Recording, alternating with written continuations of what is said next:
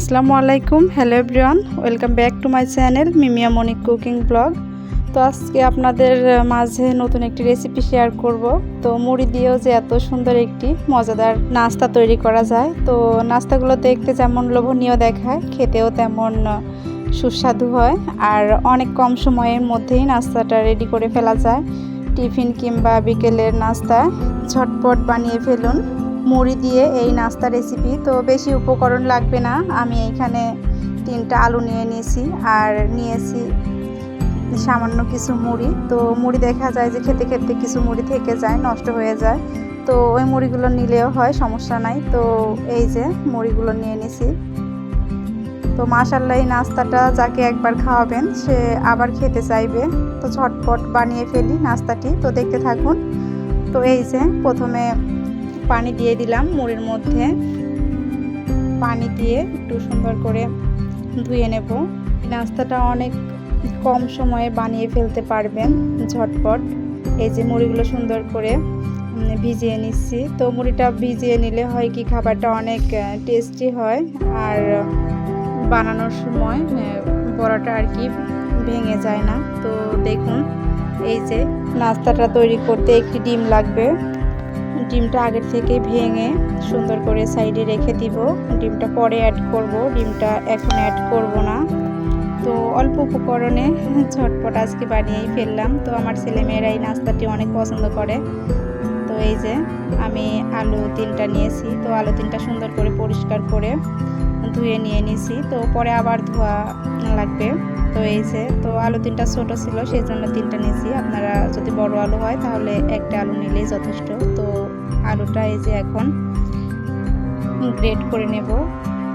আর আলুটা গ্রেট করে নিলে পরে আর যদি কাঁচা আলুটা দেওয়া যায়, দেখা যায় যে মুড়ির সাথে কাঁচা আলু ডিম সব মিলিয়ে মজার একটি রেসিপি হয়ে যাবে ইনশাল্লাহ। আর এই কাঁচা আলু দিলে খাবারটা অনেক ক্রিপসি হয়। এই যে আলুগুলো সুন্দর করে গ্রেট করে নেওয়া হয়ে গেছে, এখন ধুয়ে নিব এইগুলা। তো মুড়িটাও এই যে হয়ে গেছে। তো মুড়িটা এখন সুন্দর করে পানি থেকে উঠিয়ে পানি ঝরিয়ে নেব, যেন একটু পানিও মুড়ির ভিতরে না যায়, তাহলে খাবারটা অনেক ক্রিপসি হবে। আর যদি পানি যায় তাহলে ভিজা ভিজা ভাবটা থেকে যাবে, তখন বড়াটা ওইভাবে দেওয়া যাবে না। মুড়িগুলো পানি থেকে উঠিয়ে নিলাম। তো এই যে মুড়িগুলো শুকনা শুকনা ভাব হয়েছে। তো এখন আমি গ্রেট করে রাখা আলুগুলো সুন্দর করে পানি ঝরিয়ে উঠিয়ে নিব। এই যে, তো আলুগুলো দিয়ে দিয়েছি। আর এই যে ডিমটা ভেঙে রাখছিলাম, তো ডিমটা এখন ভালোভাবে ফেটিয়ে নিব। আপনারা চেষ্টা করবেন সবসময় ডিমটা যেন ফ্রিজে রাখা না থাকে। আর যদি ফ্রিজে রাখা থাকে তাহলে 5 মিনিট আগেই বের করে নেবেন। আর এই যে পেঁয়াজ কুচি আর মরিচ কুচিটা দিয়ে দিলাম। তো আপনারা যেরকম ঝাল পছন্দ করেন সেইভাবে দিবেন। তো আমার ছেলেমেয়েরা খাবে জন্য আমি অল্প একটু কাঁচামরিচ দিয়েছি, আবার পরেও একটু মরিচ দিতে হবে। তো দিলাম স্বাদ মতো লবণ। লবণটা যে যেমন পছন্দ করে সেই রকম দিবেন। আর এই যে দিলাম হলুদের গুঁড়া, তারপর দিলাম মরিচের গুঁড়া। তো মরিচের গুঁড়াটা সামান্য পরিমাণে দিলেই হবে, যেহেতু আমার ছেলে মেয়ে খাবে। আর যদি আপনারা ঝাল বেশি পছন্দ করেন তাহলে কাঁচা মরিচটা একটু বেশি দিবেন। তারপরে দিয়ে দিলাম ডিমটা আগে থেকে রেডি করে রাখছিলাম। এই যে, তো সম্পূর্ণ উপকরণ দিয়ে আমি এখন ভালোভাবে মিশিয়ে নিব। দেখুন মাশাআল্লাহ, কালারটা অনেক সুন্দর আসছে। সম্পূর্ণ উপকরণ ভালোভাবে মিশিয়ে নিব। তো এই দেখুন, ডিমটা দেওয়ার জন্য মুড়ির নাস্তাটা আরও বেশি মজা হবে। তো আমি এখন দিয়ে দিব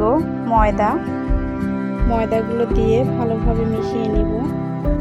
তো আমি এখন হাত দিয়ে মাখিয়ে নেব। এটা সুন্দর করে ময়দার সঙ্গে মুড়িটা মিক্স করে নিব। এই যে হাত দিয়ে মাখিয়ে নিলাম। তো এখন মাখানো শেষ। কড়াইতে তেল দিয়ে দিলাম। তো আমরা যে তেলটা রান্না করি সেই তেলটা দিয়ে দিলাম। তো এখন আমি সুন্দর করে শেপ দিয়ে নেব। এই যে বড়াটা বানাবো, তো আপনাদের ইচ্ছা মতো যতটুকু রাখতে চান সেইভাবে করতে পারেন। তো আমি এই যে বেশি বড় করব না, মাঝারি করে বানিয়ে নিব। মুড়ি আর ডিম দিয়ে পাকোড়া।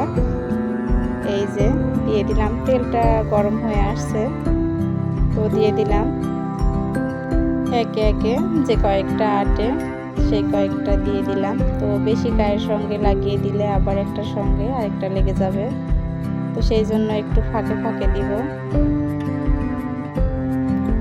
তো আমি চুলার জালটা একটু মিডিয়ামে রাখবো, আর চুলার জালটা জোরে যদি হয় তাহলে বাইরে থেকে পুড়ে যাবে, ভিতরটা ভালোভাবে হবে না। তো সেই জন্য চুলার জালটা মিডিয়ামে রাখতে হবে। তো এই যে সবগুলো পাকোড়া উল্টি পাল্টিয়ে নিলাম। এই যে তো এগুলো ভাজতে কিন্তু বেশি তেল লাগে না, অল্প তেলেই বানিয়ে ফেলতে পারেন অল্প উপকরণ দিয়ে।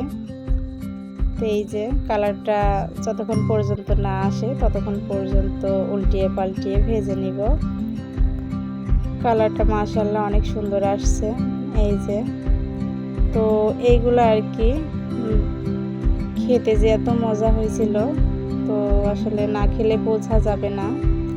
আপনারা একদিন বানিয়ে দেখবেন, ভালো লাগবে খেতে। তো এই যে কালারটা চলে আসছে, তো গোল্ডেন ব্রাউন কালার করে ভেজে নিব।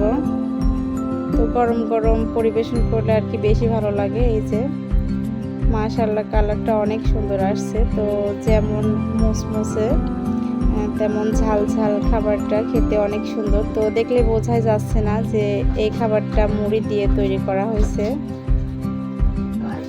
এই যে রেডি হয়ে গেছে মুড়ির পাকোড়া। তো এই যে পারফেক্ট কালার এসে গেছে, ভাজা হয়েছে মাশাআল্লাহ।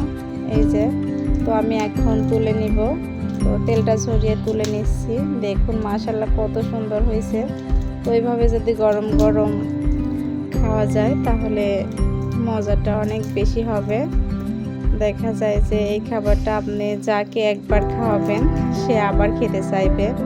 তো আমার ছেলে মেয়ে তো প্রথম আমি 2টা খেতে দিয়েছি, তো পরে বারবার খেয়ে বলছে আম্মু আরও দাও। তো আসলে খেতে অনেক মজা হয়েছিল। তো দেখতে যেমন লোভনীয় দেখাচ্ছে, খেতেও দারুণ মজা ছিল। আর এই যে আমার পাকোড়াটা রেডি। তো আমি এখন প্লেটে পরিবেশন করে নিব। দেখুন প্রত্যেকটা পাকোড়া অনেক মজার হয়েছে। তো দেখেই বোঝা যাচ্ছে যে কতটা টেস্টি হয়েছে। যেমন ক্রিপসি তেমনটা কালার। মুড়ি দিয়েও যে এত সুন্দর একটি রেসিপি তৈরি করা যায় আসলে ভাবতেই অবাক লাগে। তো আমার ভিডিওটি এখনও যারা লাইক করেননি প্লিজ লাইক করে, আর যদি আমার চ্যানেলটি সাবস্ক্রাইব করা না থাকে প্লিজ সাবস্ক্রাইব করে দিবেন। আর আমার কথাবার্তা কি কোনো কাজকর্মে যদি কোনো ভুল ত্রুটি হয়ে থাকে তাহলে প্লিজ ক্ষমা সুন্দর দৃষ্টিতে দেখবেন। আর আপনারা সবাই এই রেসিপিটি বাসায় ট্রাই করে দেখবেন। মাশাআল্লাহ রেসিপিটা কিন্তু খেতে অনেক মজা হয়েছিল। তো আপনাদের কাছে কেমন লাগলো প্লিজ কমেন্টে বলবেন। তো এই যে মাশাআল্লাহ রেসিপিটা একদম রেডি। তো এখন সবাইকে নাস্তাটা খেতে দিব। এই যে ছোট ফ্রিজে করে তুলে নিলাম। তো আজকের মতো এখানে বিদায় নিচ্ছি। আল্লাহ হাফেজ।